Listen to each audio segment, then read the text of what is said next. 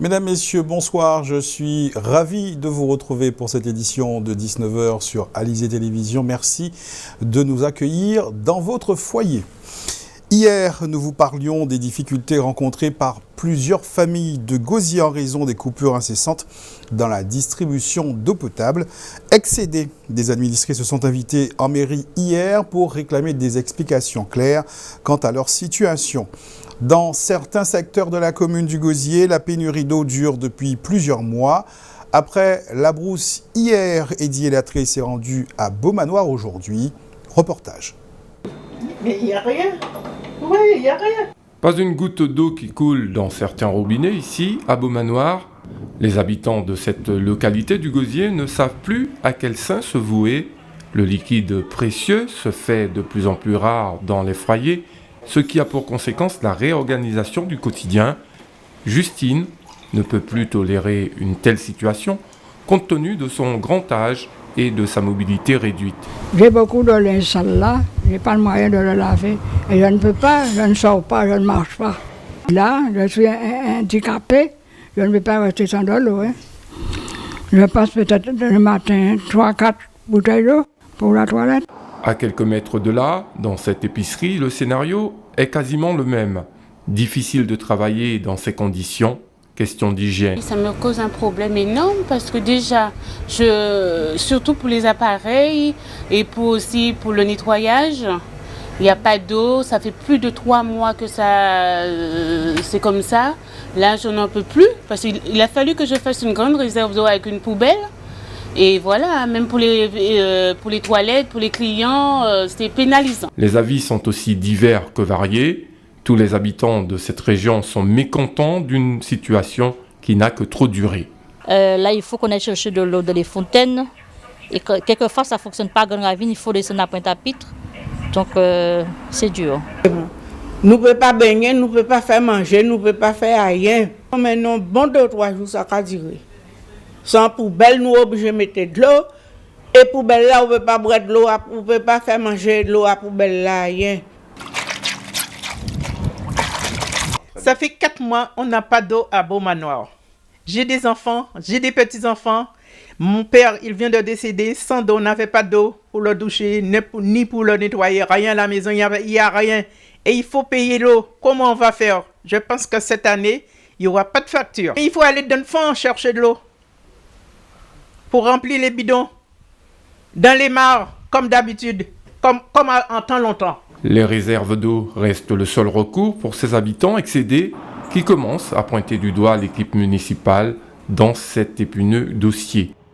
D'une région à l'autre, c'est donc l'eau qui est au centre des préoccupations. Il ne faudrait donc pas tarir sur ce sujet et des remèdes à y apporter. Les pratiquants de supermotard et de karting disposeront d'ici la fin de cette année d'une piste pour les compétitions, mais aussi pour les entraînements. Une piste qui sera aménagée à l'entrée de Jarry en collaboration avec la ville de Bémao et l'association des supermotards de la Guadeloupe. Ce matin, à Réchalus, le président de région était en visite sur ce chantier qui doit accueillir cette structure qui se veut également à vocation pédagogique. Reportage Muriel Barlagne. C'est ici, sur un terrain de 20 000 m² appartenant à l'État, situé à Jarry, peu après le pont de la Gabarre, que le circuit de supermotard et de karting sera installé. La réalisation d'un projet vieux de 10 ans, initié par la Ligue motocycliste de la Guadeloupe, en collaboration avec la mairie de Bémao.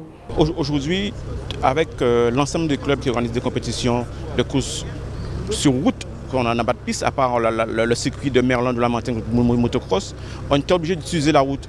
Donc ça demandait aux associations beaucoup de travail, donc en amont et en aval, donc de façon à sécuriser et former un circuit le matin, depuis 5 h du matin, commencer à poser des pneus pour le supermotard et terminer le soir pas avant 21 h à tous les rangées. Donc cet outil-là nous permettra à nous non seulement d'avoir des compétitions sur un circuit aux normes fédérales, que ce soit des FSA et aussi FFM, mais ça nous permettra aussi de créer une zone d'entraînement pour le karting, d'entraînement pour la moto. C'est le bureau d'études ETEC qui a été chargé de faire l'étude de faisabilité de ce projet. Il est estimé à 4,8 millions d'euros financé en partie par la région Guadeloupe et les fonds européens.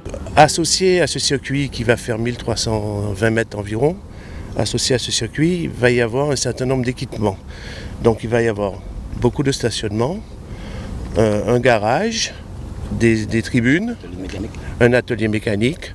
Enfin, il y a tout un équipement qui viendra avec ce circuit. Alors, ce circuit, il sera protégé, il sera complètement clôturé. Les portails seront sécurisés pour qu'il n'y ait pas de personnes ou des animaux qui rentrent pendant une course ou n'importe quoi. Cette infrastructure sera utilisée à de multiples fins, avec notamment un axe pédagogique. Nous allons, je crois, travailler avec le lycée de Capesterre pour la formation des jeunes mécaniciens, avec les gars du code de la route, l'ADL, concernant quelqu'un qui a perdu des points de permis pourra aussi venir ici rouler pour pouvoir récupérer ses points. Nous avons aussi la formation des motos. Vous avez vu, voilà, le permis moto, où est-ce qu'il passe le permis juste aux côtés de la nationale. Donc vraiment, ce sera une piste de supermotard, mais qui aura un caractère vraiment pédagogique. Donc là, ce que nous voulons, c'est avant décembre, déjà finir la piste et l'enrober, pour déjà permettre aux jeunes Guadeloupéens de pouvoir s'entraîner, parce que depuis quelque temps, on se fait laminer par la Martinique, qui a sa piste, et au fur et à mesure, continuer. Cette visite de terrain était aussi l'occasion pour l'exécutif régional de faire le point sur 2 zones sensibles où des travaux sont prévus pour fluidifier et sécuriser la circulation routière. Le pont de la Jaille et le carrefour de Routao-Lamentin qui doit être remplacé par un giratoire. Des projets qui doivent être mis en œuvre dans les meilleurs délais. Après le Nord Basse-Terre, direction la Côte-au-Vent et précisément la commune de Capesterre-Belle-Eau. Dans cette commune, la mésentente entre le conseil municipal et les agents de la mairie affiliés à l'UTC-GTG est toujours d'actualité. Depuis le début du mois de mai, le fonctionnement de l'hôtel de ville est perturbé. Personne ne veut mettre de l'eau dans son vin. Et bien évidemment, ce sont les administrés qui trinquent. Une situation face à laquelle certains habitants de la commune ont réagi dans notre journal d'hier. Ce soir, c'est le chef d'édilité de Capesterre-Belle-Eau qui s'exprime au sujet de ce mouvement de grève des agents de sa commune. Joël Beaugendre est face à la caméra de Muriel Barlagne. Ils ont demandé un médiateur qui a été nommé depuis le mois de mai. Ce négociateur est là. Il nous a fait une proposition que nous avons validée. Et jusqu'à aujourd'hui, nous attendons depuis plus de 10 jours une réponse du GTG pour pouvoir savoir si nous signons un protocole d'accord. Je peux vous dire que le calcul de ce que nous a présenté le médiateur fait 990 000 € uniquement pour les catégories C. Et si on englobe tout le monde, ça nous fait plus de 1 200 000. Alors, figurez-vous, 985 000 plus 150 000 plus 900 plus 1,2 million, ça fait lourd payé pour la collectivité. En tous les cas, je dois aussi rassurer les gens pour le transport scolaire.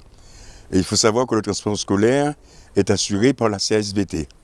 J'ai été voir la présidente de la CSBT pour lui demander d'ouvrir un bureau dans une permanence pour pouvoir assurer les inscriptions liées au transport scolaire. Chose qui fera l'objet de communiquer bientôt. Et je leur dis, ne vous en faites pas, nous sommes là pour pouvoir effectivement servir la population tel c'était notre engagement vis-à-vis d'eux lors de la campagne électorale. Voilà donc qui devrait rassurer certains administrés de Capesterre-Belle-Eau. Une rencontre de négociation était programmée demain entre la municipalité et les agents grévistes, mais il n'y a aucune certitude quant à la tenue de cette réunion. Tout juste 8 jours après le braquage d'une bijouterie en pleine journée rue Frébeau à Pointe-à-Pitre, c'est à Basse-Terre que des braqueurs ont sévi. Selon nos confrères de France Antilles, 3 individus encagoulés et armés ont fait irruption dans une bijouterie de la cour Nolivos. Les braqueurs ont brisé les vitrines pour s'emparer de leur contenu avant de disparaître en voiture. Hormis le véhicule utilisé, ce braquage a beaucoup de similitudes avec celui de Pointe-à-Pitre. Place maintenant à notre tour d'horizon de l'actualité dans la grande région. Nous irons au Brésil où une étonnante déclaration a été faite à l'athlète Usain Bolt et également où la judoka Rafaela Silva a offert au pays sa première médaille d'or. Mais avant, direction Porto Rico où un projet de loi prévoyant la privatisation d'une plage vient d'être rejeté. C'est votre rendez-vous Caraïbes. Les militants écologistes de Porto Rico ont poussé un ouf de soulagement à l'annonce du rejet du projet de loi visant à privatiser la plage de la Parguera, une zone maritime publique sur la côte ouest de l'île. Si cette loi avait été adoptée, l'espace public aurait été privatisé en une zone exclusivement touristique, ne permettant plus aux Portoricains de venir s'y baigner comme à l'accoutumée. Les maires et les propriétaires d'entreprises jouxtant la plage ont défendu le projet de loi, affirmant que celui-ci pourrait contribuer à accroître le tourisme dans la région. En dépit de ses partisans, les militants écologistes ont fermement exprimé leur opposition par diverses manifestations en créant une page sur les réseaux sociaux sous la bannière « Les fils du village de Las Pargueras ». Plusieurs étudiants d'université de Porto Rico se sont associés à ce mouvement de protection des espaces littoraux de l'île en demandant à cesser toute privatisation des plages et leur accès à la population locale. À 24 ans, Rafaela Silva a fait exploser de joie le bouillon public carioca. La judoka a offert à son pays sa première médaille d'or des Jeux Olympiques. Ses propos, au moment de recevoir sa médaille d'or, ont ému le public puisqu'elle rappelle être issue de la Cité de Dieu, l'une des plus dangereuses favelas de Rio, et avoir commencé le judo à 5 ans comme une plaisanterie. Et aujourd'hui, devenir championne olympique lui paraît inexplicable. Sur son bras, un tatouage évoque son parcours difficile. Seul Dieu sait combien j'ai souffert et ce que j'ai fait pour en arriver là. Disqualifiée de manière précoce lors des Jeux de 2012, l'athlète avait à l'époque subi des commentaires racistes sur les réseaux sociaux. Sa revanche n'en est que plus puissante. Mon idole, c'est Teddy Riner parce qu'il est noir, avait déclaré avant les Jeux la nouvelle icône du Brésil. Usain Bolt a eu droit en conférence de presse à une surprise assez inattendue. Un journaliste a déclaré sa flamme à la star jamaïcaine en rappant. L'homme le plus rapide du monde en a presque rougi. Alors que la conférence de presse se déroule normalement, un journaliste norvégien reçoit le micro, mais avoue ne pas avoir de questions. Il tenait en revanche à exprimer son amour pour le Jamaïcain par un rap plein de bons sentiments. En voici les paroles. Usain Bolt, tu es mon préféré. J'aime ta façon de courir, de tes pieds à ton style. J'espère que tu vas gagner. J'espère que tu auras la médaille d'or, que ce sera ton jour et que tu vas le faire même si tu te fais renverser par un Segway. La compétition pour Usain Bolt débutera à partir de samedi pour les séries de 100 mètres. En attendant, on le laisse profiter de Rio. Et certains profitent encore de la plage puisque encore 3 semaines de repos avant la reprise des activités pour la plupart de ceux qui étaient en vacances. Pour beaucoup, les mois de juillet et août se passent en bord de mer. Mais comment choisissez-vous les plages sur lesquelles vous allez passer vos journées? Quels sont les critères qui font préférer une plage à une autre? Cécile Allègre a mené l'enquête. Ces plages paradisiaques sont nombreuses sur l'archipel. Entre la sécurité des enfants et le plaisir des yeux, chacun a ses critères pour décerner à sa plage la palme d'or de la plus agréable. La Dacha, située au cœur du Gosier, très prisée pendant les vacances, séduit les nouveaux arrivants sur l'île. Il y a une magnifique plage ici, la plage de la Dacha, où on peut aller tous les matins pour faire un peu de sport à l'îlet du Gosier, faire un petit aller-retour sportif. C'est très bon pour le moral et ça nous permet de bien profiter des vacances avant de reprendre la rentrée. Par rapport aux plages qu'on a l'habitude de voir en France métropolitaine avec des plages bondées de touristes, notamment dans le sud de la France, là c'est assez calme avec en plus des arbres qui sont assez reposants pour se mettre à l'ombre. Après au niveau des équipements, ça dépend ce qu'on recherche. Moi je suis plus adepte des plages un petit peu plus tranquilles, comme ici le matin il n'y a pas énormément de monde, on peut très bien profiter. Au sud Grande-Terre, la plage du bourg de Sainte-Anne accueille de nombreuses familles. Entre les restaurants, la structure gonflable et les magasins, tout est fait pour attirer le plus de monde possible. Aux yeux des baigneurs, l'opération est une réussite. Ici c'est quand même mieux niveau rien que pour rentrer dans le sable, on n'a pas de cailloux aux pieds, la mer est calme avec les corails qu'il y a sur le côté qui protègent des vagues. Pour les enfants c'est super agréable, je trouve qu'il y a plus de protection à ce niveau-là. L'environnement est super, Il y a pas mal de commerces, il manque rien dans le coin, quoi. Et, voilà pourquoi Sainte-Anne, c'est quand même le meilleur. Parce que le sable est blanc, parce qu'il n'y a pas de pierre, parce qu'on a un plan d'eau super, parce qu'on a une belle vue. Il y a beaucoup de monde, il y a de l'animation, et puis voilà. Il y a du soleil, en plus le soir on peut venir, il y a de la lumière, voilà. On se sent plus en sécurité, quoi. Moi j'aime beaucoup venir ici, parce qu'en fait, d'abord la couleur de la mer est absolument excellente.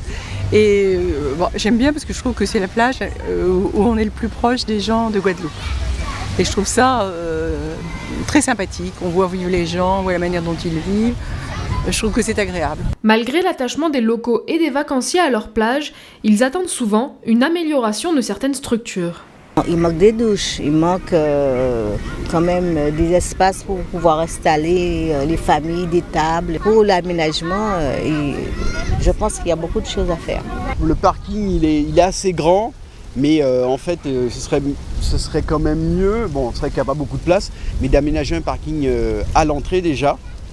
Avec celui-là en plus, ce serait déjà mieux. Il n'y a pas de douche et ça manque. Et il pourrait peut-être y avoir des douches pour le rinçage, ça pourrait être vachement sympa. En attendant que leur plage préférée atteigne la perfection, les Guadeloupéens et les visiteurs profitent de leurs vacances pour apprécier ce que leur offre quotidiennement la nature. Et l'on va parler d'un accessoire que vous pourrez emmener avec vous à la plage. Vous vous en souvenez peut-être, en 2010, le chanteur Idla en faisait un véritable tube en parodiant un titre du chanteur jamaïcain de dancehall Vybz Kartel. Certains redécouvraient alors le fameux Mika. Et là, je ne vous parle pas du chanteur, membre du jury de The Voice, mais bien de ces chaussures en plastique appelées également tic-tic. Elles ont traversé les âges et se parent désormais de couleurs. Une collègue me disait d'ailleurs ce matin qu'elle allait en acheter avant de partir en vacances la semaine prochaine. L'autre mission de Cécile Allègre était d'aller enquêter sur le port des Mika. Reportage. Ils ont su traverser le temps. Noir, rouge, transparent ou jaune, il y en a pour tous les goûts. Si vous les aviez rangés dans vos placards il y a quelques années, il est grand temps de les ressortir. Accessoires vintage, diront certains, les Mika sont de sortie pour les vacances. Les magasins de chaussures font d'ailleurs le plein pour répondre à la demande des jeunes et des moins jeunes. Tout le monde porte des Mika, toujours d'actualité, mais oui. Et il y en a même qui achètent deux couleurs, par exemple un vert, un jaune, et s'ils ont la même pointure, ils se partagent les côtés. Alors ils mettent un côté vert, un côté jaune. La tendance c'est les couleurs, toutes les couleurs, mais on vend aussi beaucoup le noir.